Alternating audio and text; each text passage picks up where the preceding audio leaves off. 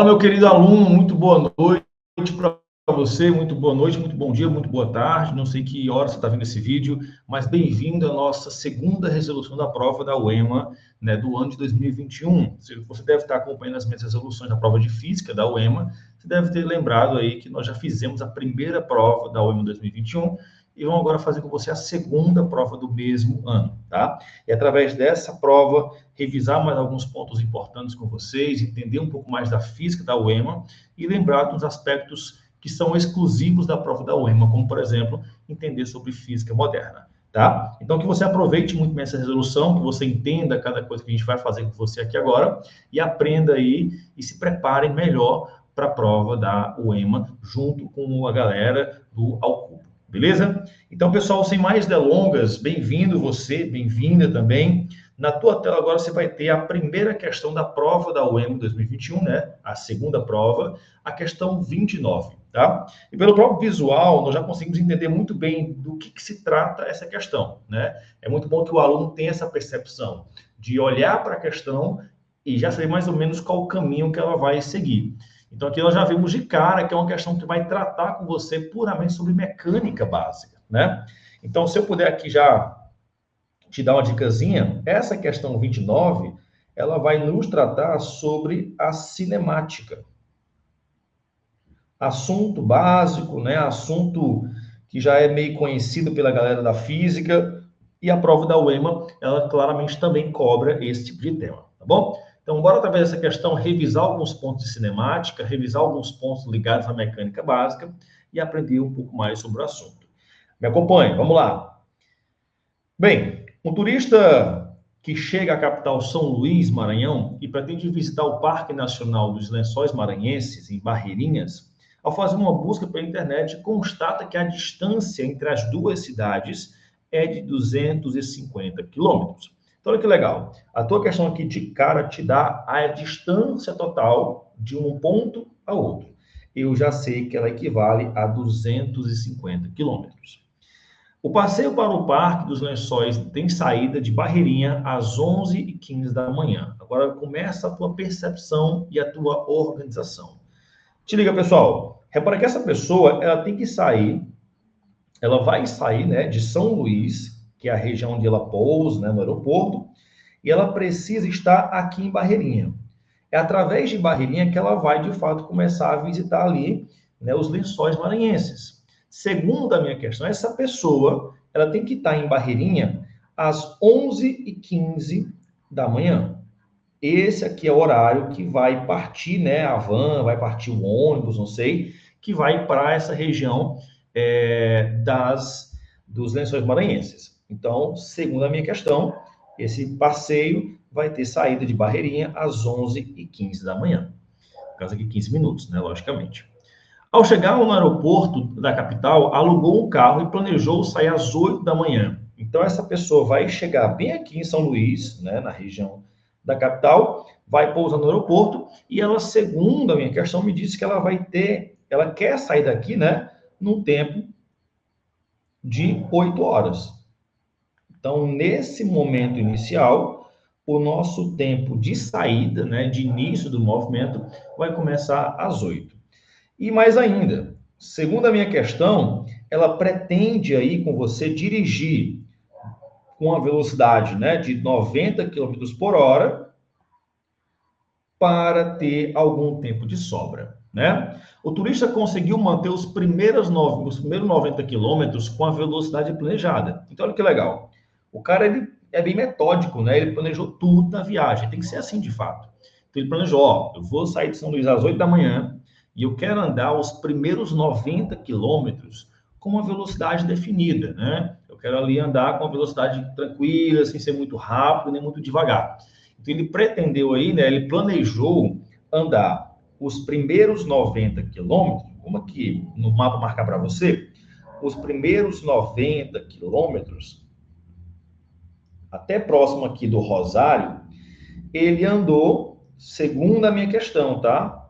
Ele andou 90 quilômetros de distância, tá? E o que ele planejou de fato era andar com essa velocidade planejada de 90 km por hora. Bom, quem conhece um pouquinho da cinemática vai saber que é muito fácil, né, pessoal, encontrar o tempo de viagem sabendo a distância e a velocidade.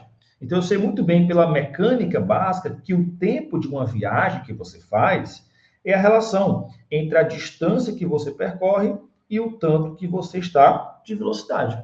Logicamente, né, pessoal, se eu for dividir para você aqui a distância que é 90 e a minha velocidade que também é 90, eu percebo que o tempo aqui de trajeto dessa pessoa, né, esse primeiro trajeto, vai durar 1 hora. Agora, raciocina comigo, vamos lá, pensa comigo, pessoal. Se essa pessoa saiu de São Luís às 8 da manhã, claramente ela vai chegar nessa região aqui perto do Rosário, em que horário? Pô, se ela saiu às 8 e demorou 1 hora de percurso, claramente ela vai chegar aqui às 9 da manhã, correto? Ligando aí, tá? Vai percebendo a ideia. Então, vamos lá com você continuar com a ideia. E aí, segundo a minha questão, ela vai até próximo aí do Rosário, não é isso? E encontrou um trecho da estrada em obras, o que fez com que ela reduzisse a sua velocidade para 40 km por hora por 40 km. Então, o cara está vindo aqui de boas, aí, pô, encontrou um problema na estrada ali, que estava sendo consertada, e ele teve que reduzir essa velocidade. E aí, segundo a minha questão, ele andou 40, né, mais 40 quilômetros, numa velocidade um pouco reduzida, que é de 40 km por hora.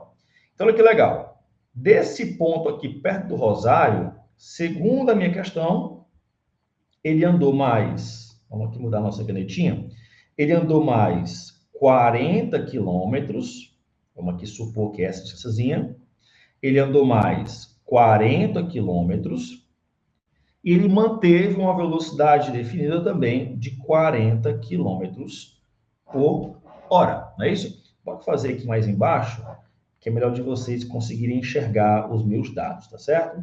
Então, ó, ele andou uma distância de 40 quilômetros, certo? Estando aí com uma velocidade também de 40 quilômetros por hora. E aí, pessoal, mais uma vez, né? Dá para saber o tempo de percurso aqui? Claramente dá, né? Então, se você traçar aqui a nossa ideia, vamos ver que nesse caso o tempo de percurso também vai dar quanto? Vai dar 1 hora, né? Porque eu vou dividir a distância pela velocidade. Vai dar 1 hora. E mais uma vez, agora vem a tua interpretação.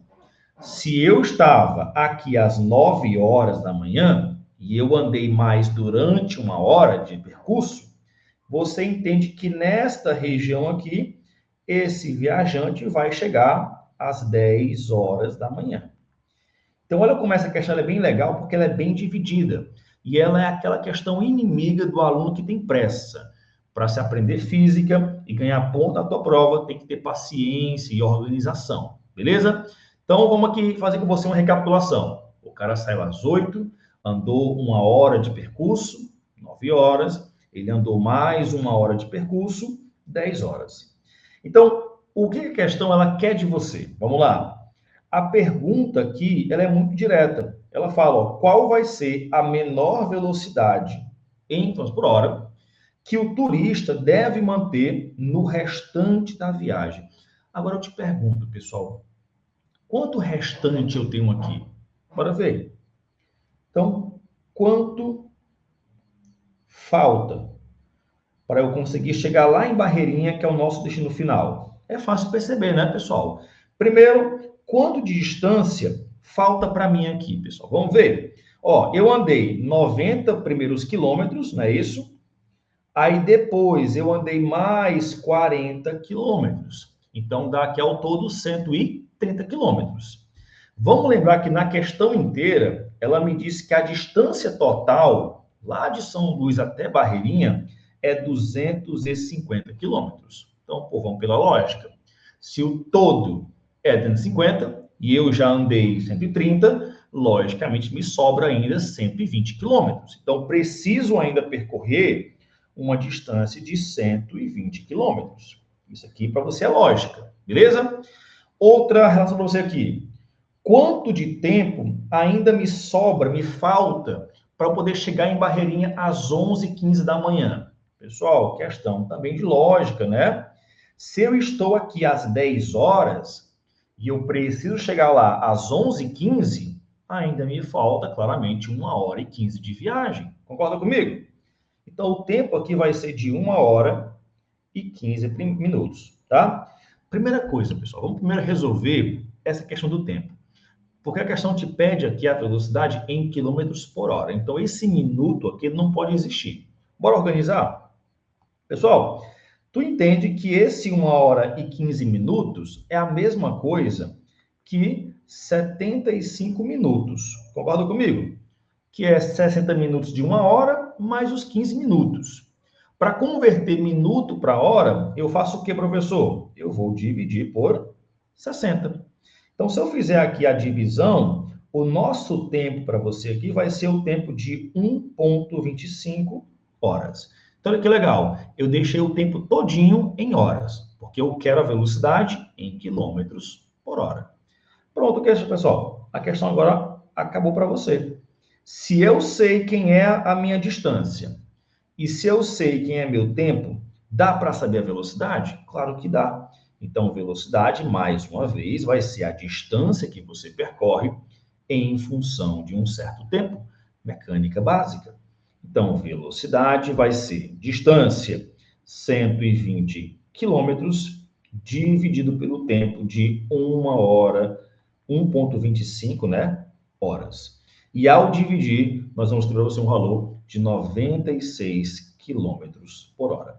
Então, essa pessoa, esse viajante, precisa manter essa velocidade para chegar em Barreirinha no horário correto, para ele não perder o transporte dele, não perder, né, o passeio e começar as férias do pior modo possível. Então, aqui, a nossa questão, ela bate justamente com a nossa letra A. Questão muito boa, né, pessoal? Questão da UEMA, que trata da ideia de mecânica, e o mais legal é que se você for olhar agora ela por contexto geral, tu repara que essa questão, ela é uma questão puramente de movimentos uniformes, velocidades básicas. É equação que você aprende aonde? Isso aqui você aprende na terceira série do fundamental. Isso aqui é básico, né? Então, entenda que o que diferencia nessa questão aqui não é uma matemática em si, mas é a interpretação, é o cuidado, é a observação.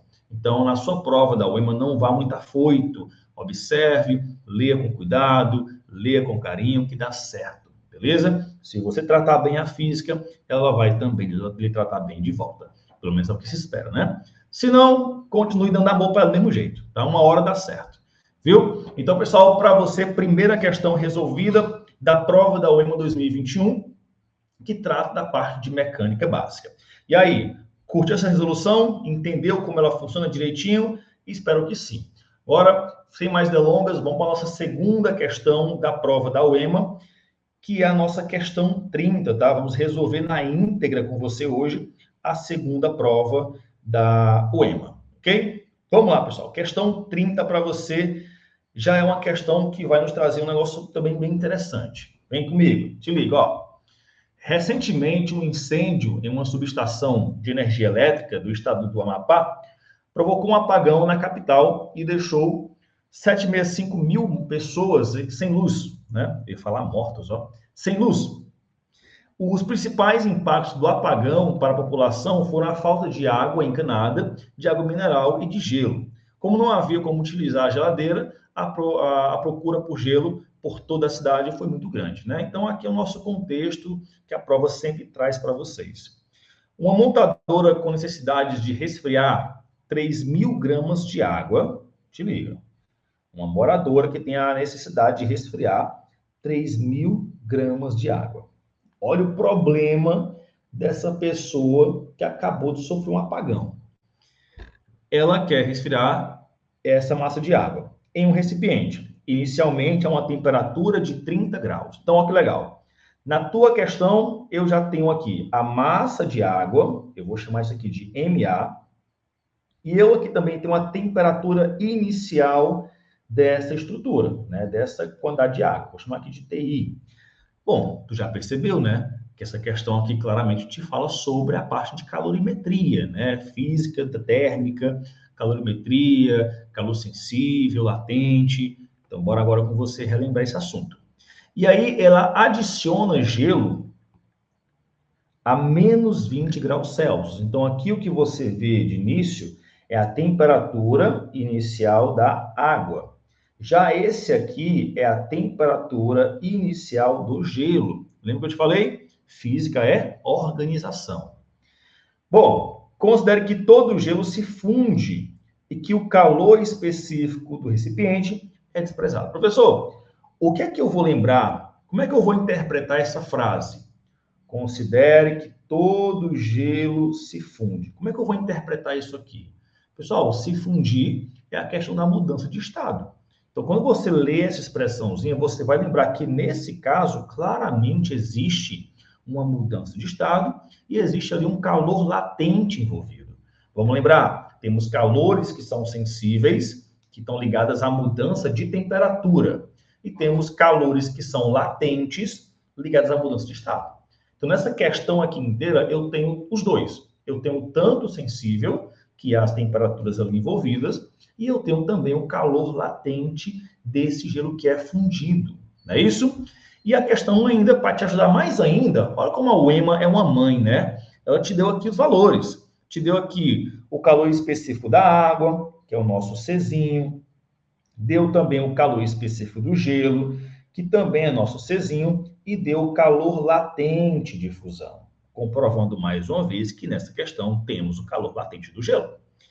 Qual é a nossa pergunta aqui, pessoal? Qual é a quantidade de gelo em gramas para que a temperatura final seja igual a 0 graus Celsius?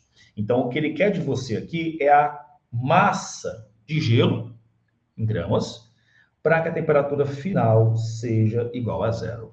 Meu querido, meu grande aluno aí que vai ser aprovado na prova da UEMA, preste atenção, não tem como errar. Questão para você falou em equilíbrio, falou em temperaturas finais, né?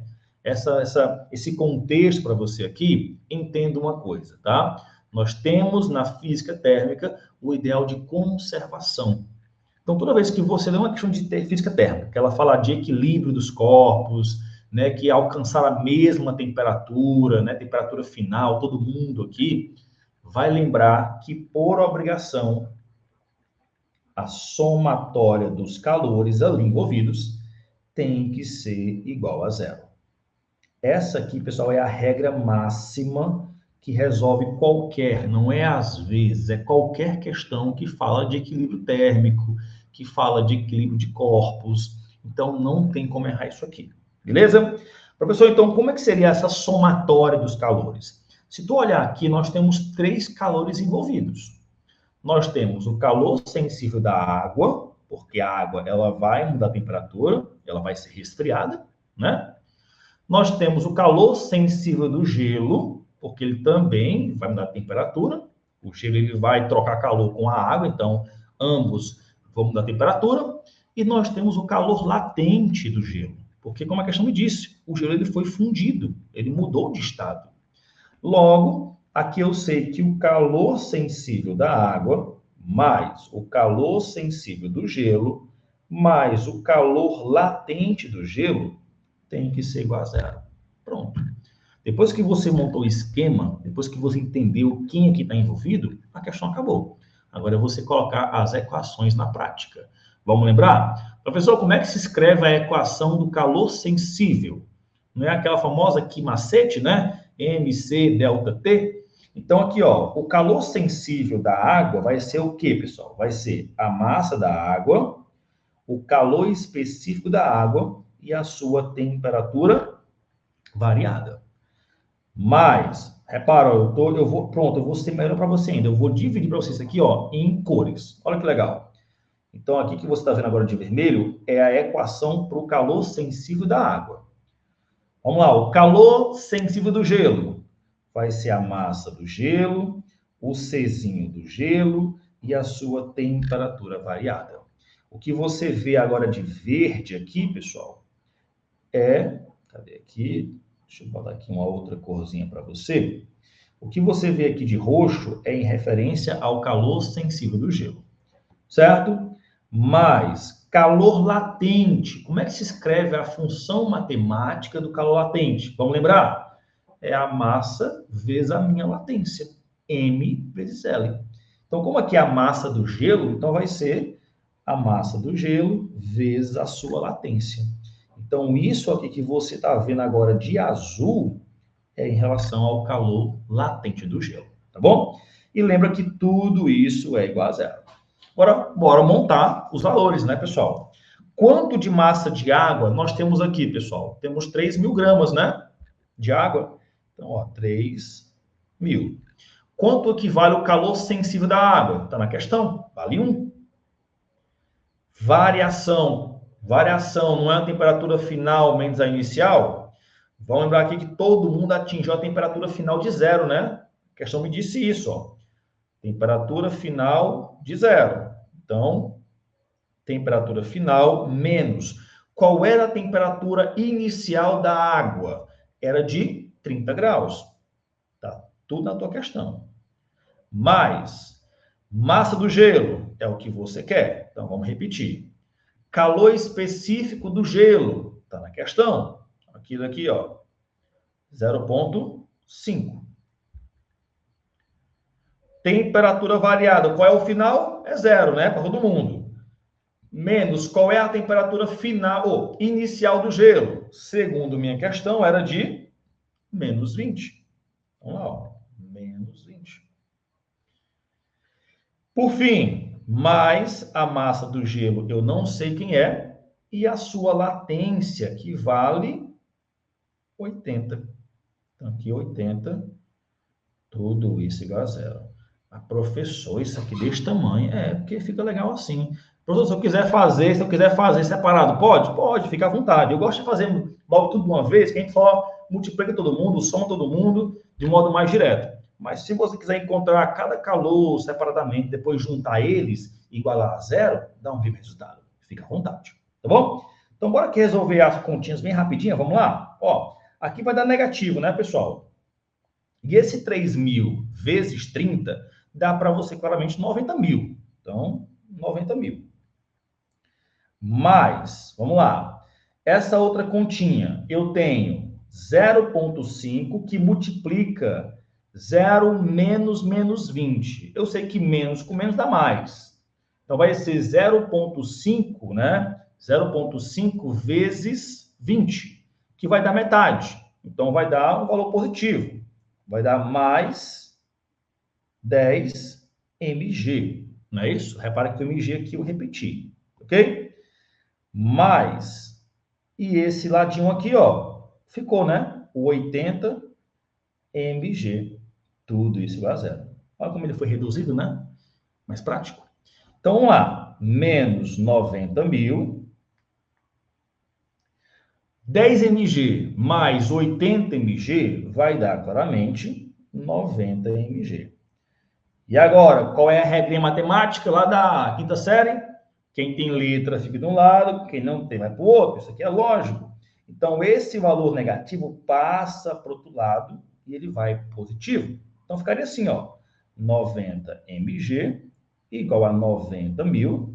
A gente pode cancelar um zero e um zero, e eu vou ver que o meu mg, a massa do gelo, vai ser 9.000 dividido por 9, que dá para você claramente aqui um valor de 1.000 gramas. Então, essa aqui, pessoal, é a quantidade de massa de gelo que eu vou precisar ter para poder fazer com que todo esse sistema atinja a mesma temperatura final de 0 graus Celsius.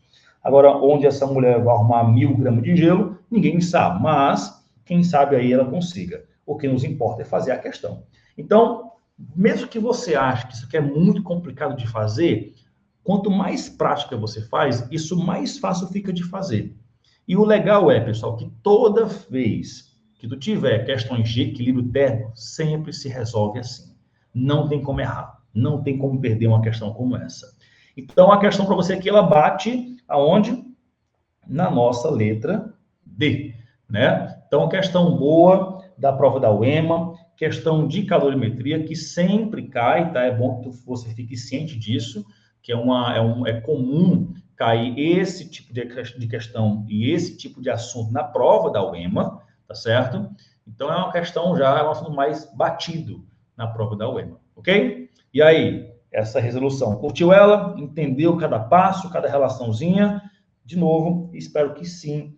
Espero que você esteja aproveitando essa revisão, né, essa resolução, para aprender muito mais de física e ver que física dá para aprender. Não é algo tão absurdo, não é algo tão complicado, né? Tão difícil, dá para fazer. Ok?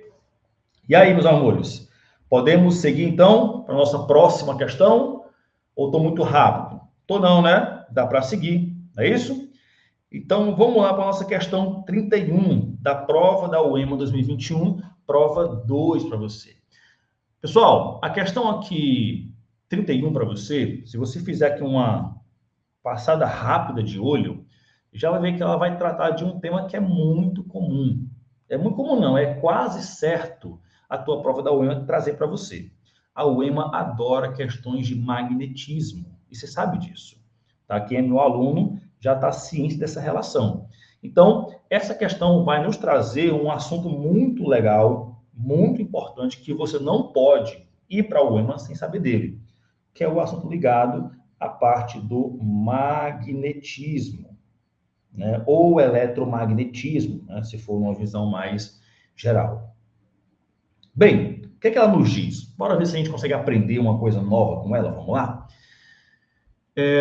Os aceleradores de partículas são utilizados nos estudos para explicar como o universo era constituído antes do Big Bang. Eu já trabalhei com esse acelerador de partículas, eu sei muito bem como funciona, e uma coisa muito massa. De fato, você entende a essência do universo, né? As coisas mínimas que compõem, de fato, o universo. Essas máquinas são capazes de quebrar os componentes são mais íntimos da matéria. Então, a função dela, de fato, é essa. É pegar, por exemplo, feixes de prótons, que vão rotacionar num grande tubo ali subterrâneo, e eles vão ser colocados propositalmente para poder se chocarem. Quando se choca, eles se expandem e quebram. Professor, qual é o objetivo máximo da ciência hoje? É isso aí, é tentar entender o que está dentro da matéria. Ou melhor, o que gera a matéria. É por isso que eles são muito importantes nessa pesquisa sobre o universo. Então, com as partículas elementares dos átomos, né? Pode ser prótons ou pode também ser elétrons. O mais comum é próton. Por meio dos campos magnéticos, os equipamentos aceleram as partículas e os sensores registram esses movimentos de acordo com a velocidade e trajetória. Se eu puder, eu posso agora fazer uma correçãozinha na prova da UEMA, que isso aqui está errado, tá, pessoal? Ela fez aqui uma relaçãozinha que não deveria. Ela te disse que é o seguinte, por meio de campo magnético, o equipamento acelera as partículas. Não, não, não. Lembra, nós temos dois campos comuns na eletrostática, né, no eletromagnetismo. Temos o campo elétrico e temos o campo magnético. Qual é a diferença clássica dos dois? Os dois têm funções muito específicas. O campo elétrico tem função de acelerar as partículas. Então, se a partícula, um elétron ou um próton, ela anda muito rápido em dada situação, é porque ali eu tenho um campo elétrico que faz isso. Qual é a função de um campo magnético, pessoal? É permitir que a partícula faça curvas. Então, é por isso que você aprende que um acelerador de partículas, ele é em modo curvado. Ele é um túnel, né, que ela vai girar, girar, girar, até fazer aquele choque das partículas. Então, anotem aí, tá, pessoal? O campo elétrico tem a função de acelerar as partículas. O campo magnético tem a função de curvar as partículas. Então, eu posso aqui fazer uma correçãozinha nesse texto da UEMA, mas também nada que vai lhe atrapalhar nessa questão. Bem, cientistas em um experimento colocam uma partícula positiva, né, um próton aqui, que é o mais comum, como eu comentei com vocês, de massa 2,10 a menos 17 quilos. Já sei que é a minha massa. E essa partícula tem carga de 2 microcoulombs. Quem já sabe um pouco mais de física vai lembrar que claramente o microcoulomb é 2,10 a menos 6, né? É o nosso micro, é o nosso prefixo da carga elétrica, que se mantém em uma trajetória circular, tá vendo? O campo magnético permite esse movimento circular das partículas, de raio 5 centímetros. Então, vamos tentar aqui ver a situação. Qual é aqui o meu contexto, pessoal? É você ter uma órbita, né, uma trajetória circular.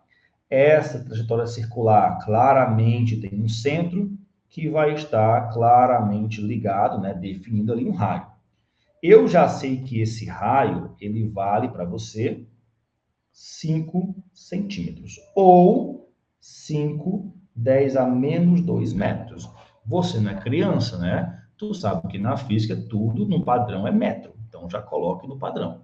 E aí eu vou ter, nesse movimento circular, eu vou ter a atuação de quem aqui, pessoal? Eu vou ter a minha partículazinha aqui, ó, que vai estar rotacionando essa circunferênciazinha aqui.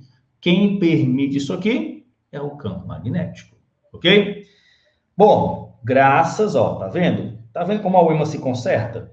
Graças a um campo magnético de 8, 10 a menos 5 teslas, perpendicular à trajetória da partícula. A pergunta é muito direta. Qual é a velocidade da partícula em metros por segundo? Meus queridos, os alunos, quem é a galera que já tem uma base de física do magnetismo vai saber que toda vez, anote o que eu estou te falando, toda fucking vez que você vê ideias ali de partículas curvando devido à ação de um campo magnético, toda vez já temos uma equação pronta para ser usada. Jesus te ama e é só usar ela. Não tem aqui como errar. Qual é a prática, professor? É só usar a bichinha, ó. R, MV, QB. Então, o professor quer dizer que toda vez que eu ler a questão que ela falar de partícula curvando ali, não sei o quê, campo magnético envolvido, velocidade, é só usar ela? É só usar ela, meu filho. É só usar ela e ser feliz. Então, ó, anote ela com carinho aí. Professor, quem é o R? É de Raimunda? Claramente não, né, filho? É de raio. Então, isso é lógico você perceber. Aqui temos a massa de... O M, que é a massa, o V, velocidade, o Q é a nossa carga e o B é o nosso campo magnético. E a questão te deu tudo. Agora você pode achar a velocidade, ok? Então, pessoal, se eu quero achar a velocidade, vamos aqui isolar ela, vamos lá? Vamos aqui corrigir melhor essa equação? Então, ela fica assim, ó.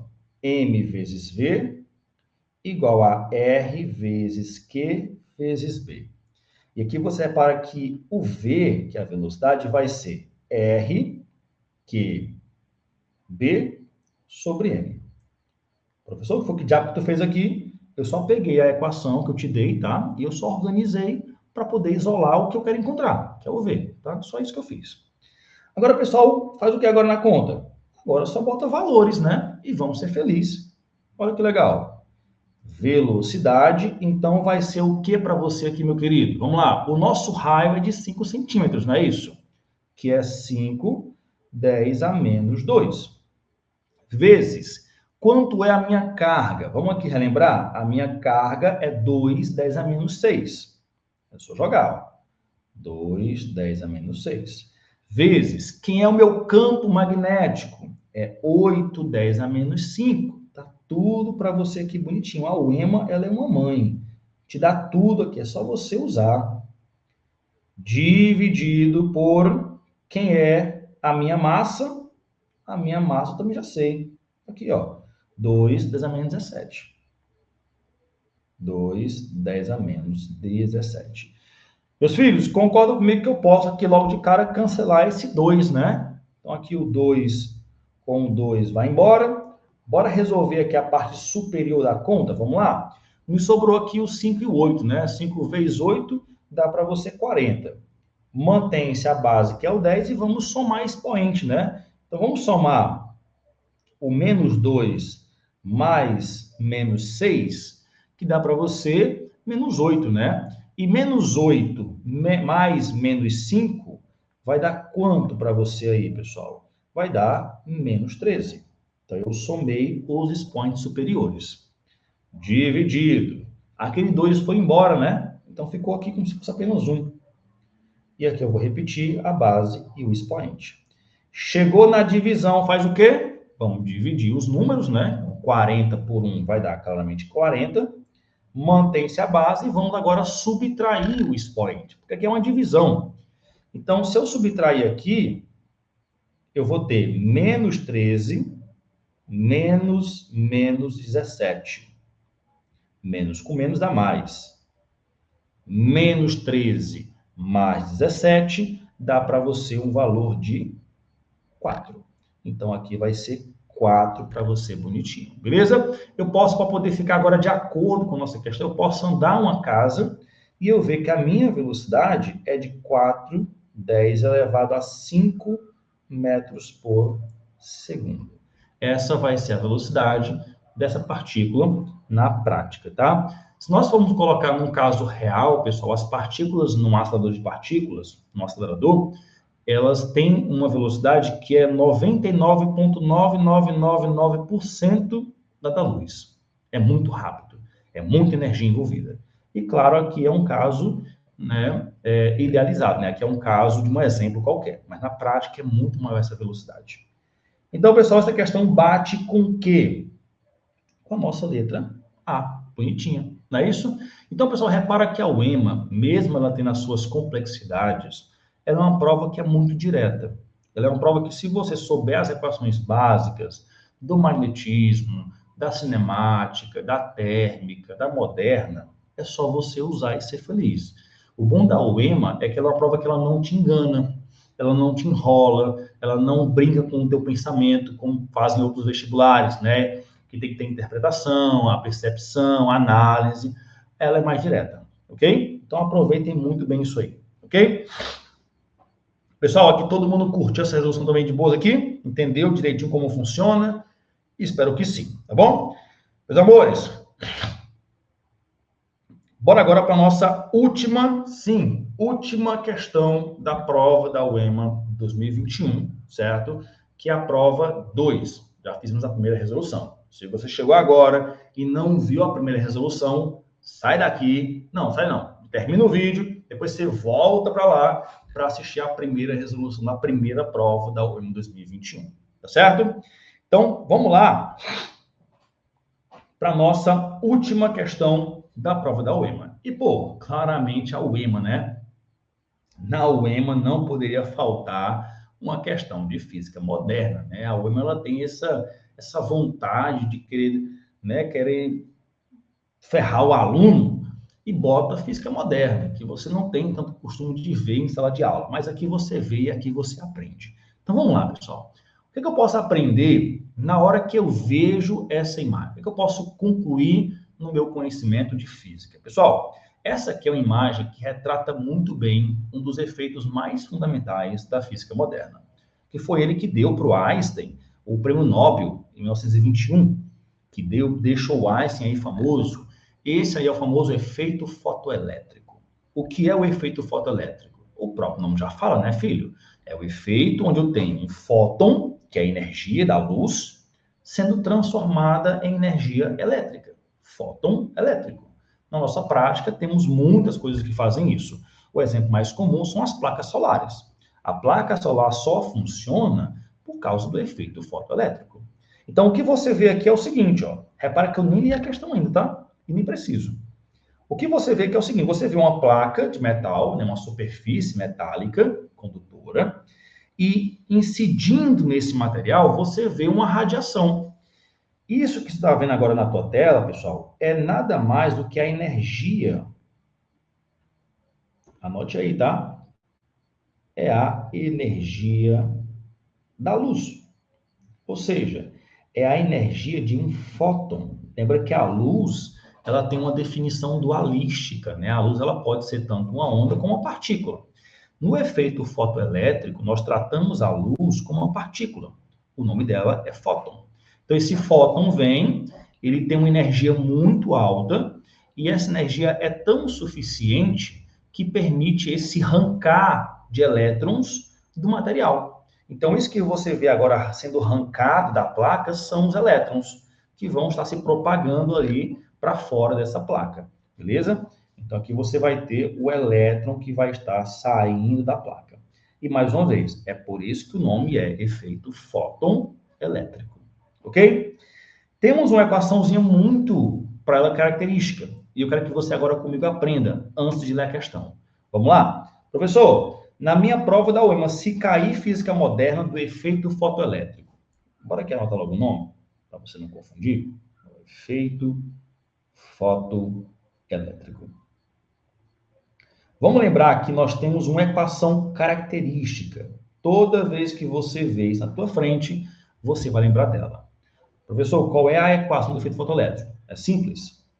A energia da luz, a energia do fóton, ela vai ser igual à energia cinética dos elétrons mais a função trabalho.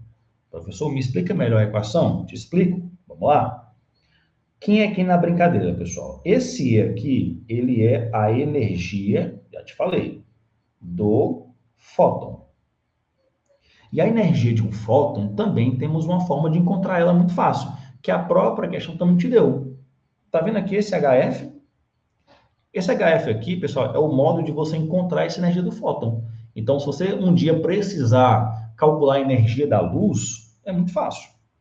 A energia do fóton da luz é só multiplicar H, que é uma constante de Planck, e fica tranquilo, na tua prova sempre vem para você ela. Então, que você vê aqui, ó. Já me deu, ó. Tá vendo? Então, o H é a constante de Planck. Vem para você tranquilo. Vezes a frequência que você vai estar naquela onda oscilante, ok? Quem é esse EC aqui, professor? O EC, pessoal, é nada mais, nada menos do que a energia cinética de quem? Do elétron. O elétron, ele não sai da placa, ele não sai vazado, ele não está se movimentando, então ele tem uma energia cinética, não é isso? E essa letrazinha grega, que é o φ, te representa a função trabalho. Só quero que você aprenda que essa letrinha, ela define o material. Então, a função trabalho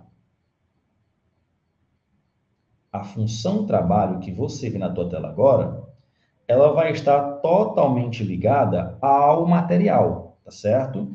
Então, anote aí, tá? Pequeno gafanhoto. Anote aí que essa função trabalho está ligada ao material. Em algumas provas e vestibulares, como a UEMA, por exemplo, tu pode encontrar essa função trabalho não com essa letrinha, o φ, que é a letra grega, mas tu pode encontrar com essa aqui, ó, que é de fato o W, né, que se refere ao trabalho, né, ao work, por exemplo. Ok? Então, essa junção de funções dá para você a famosa equação do efeito fotoelétrico. Agora, já que você aprendeu de forma direta o que é o efeito, bora agora resolver a questão, tá bom? Bom, vamos lá, pessoal. Seguinte, ó. Quando a onda luminosa incide em uma superfície metálica, a interação entre os fótons e os elétrons do metal pode fazer com que elétrons sejam emitidos da superfície. De novo, é o efeito fotoelétrico. A figura a seguir representa a emissão fotoelétrica em uma placa de césio com função trabalho. Olha que legal, a questão já te deu aquele φ, aquela letra grega bem ali, ó. O W também te deu a função trabalho do material. Já sei que vale 2,14 eletronvolt. Anote aí. Iluminada pela radiação violeta, com comprimento de onda igual, ó, comprimento de onda igual a 400 nanômetros. Vamos organizar esse valor? Pessoal, tu sabe que o nanômetro é 10 a menos 9, né? Então, que vai ser um comprimento de onda de 410 a menos 9 metros. Ou, se quiser melhorar ainda essa ideia, né, pessoal? Eu posso colocar como 410 a menos 7. É só você andar as duas casinhas, tá? Aqui é o nosso comprimento de onda. Ele falou que o HF é a energia do fóton, já te expliquei quem é esse HF. O EC é a energia cinética do elétron, também te expliquei quem ele é. E o W é a função trabalho do material, que também te expliquei quem ele é, ok? A tua pergunta é o seguinte, a questão te deu aí a nossa constante de Planck, que nós vamos usar, que é o nosso H, e te deu também a velocidade da luz no vácuo, que também para nós já é conhecida. A pergunta é, qual é a energia cinética do elétron? Pessoal, o que ele quer que você encontre aqui é justamente quem é o EC. Ah, professor, fácil, então. Já sei a equação, é só então colocar. Sim. Então, lá, ó. Já sei que a função do efeito fotoelétrico é assim. A energia do fóton vai ser a energia cinética do elétron mais a minha função trabalho. Para ser melhor com você, eu vou usar o W, tá? Eu vou fazer de acordo com a questão. Eu vou usar aqui o W, para não ter confusão mental. Tá bom? Então, função trabalho.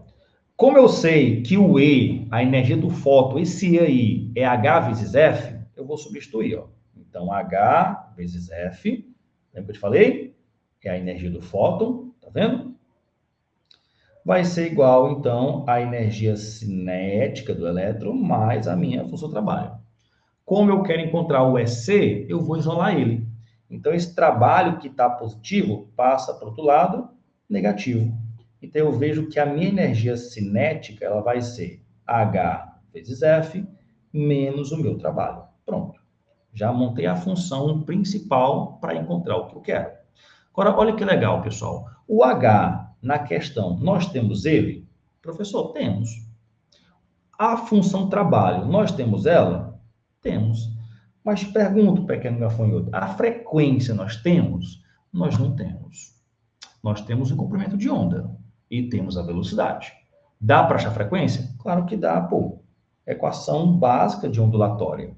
A frequência vai ser a velocidade da luz em termos do comprimento de onda. De novo, é uma função que você aprende na primeira série do fundamental, isso aqui. Então, quem é a nossa velocidade da luz? 3 elevado a 8. Está na questão, tá? Quem é o nosso comprimento de onda, pessoal? 4 elevado a menos 7. Também está na tua questão, ó. Ok? Então, vamos agora encontrar essa frequência, vamos lá? Então, é só dividir aqui, né, pessoal? 3 por 4 dá para tu 0,75. Mantém a base, que é o 10, e vamos subtrair expoente, né? Então, 8 menos 7 vai dar mais. 8 mais 7 dá para você um valor de 15. Esse número está muito feio, né? Então, bora organizar? Anda uma casinha e ele fica aí 7,5, 10 elevado a 14 Hz. Então, eu já sei quanto vale aqui a minha frequência. Se eu não sei? Sei.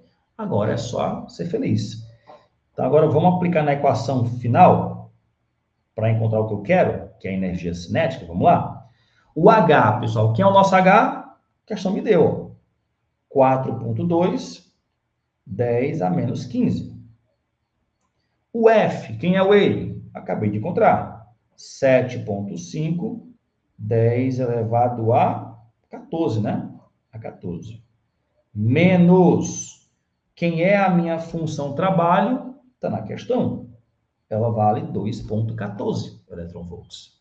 Então, a minha função trabalho vai valer 2,14. Show?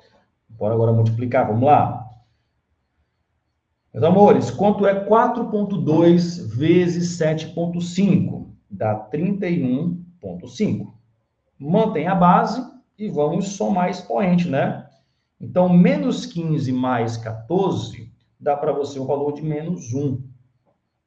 Então, vou repetir aqui, ó, menos 2,14. Tu sabe que ninguém no mundo usa número com menos 1. Então, bora tirar ele aqui. É só você andar uma casinha. Então, ficaria, em vez de eu colocar 31,5, eu vou andar uma casinha para poder tirar o expoente menos 1, e vai ficar 3,15 menos o 2,14. E ao fazer a subtração, eu vou ter para você um valor aqui de 1,01 elétron-volt. Essa é a energia do meu elétron nesse processo de radiação no material. E aí, se você olhar com carinho, ela bate justamente com a nossa letra D. Que questão bonita, né, bicho? Que questão linda. Que questão que, de fato, pessoal, agora eu quero finalizar com essa dica para vocês. Entendam uma coisa, pessoal. Se cair física moderna na sua prova, agradeça a Deus. Por quê? Porque ela é um assunto que separa, de fato, quem merece entrar na UEM e quem não merece. Porque é um assunto que derruba muito aluno. Muito corrente teu fica nisso aqui.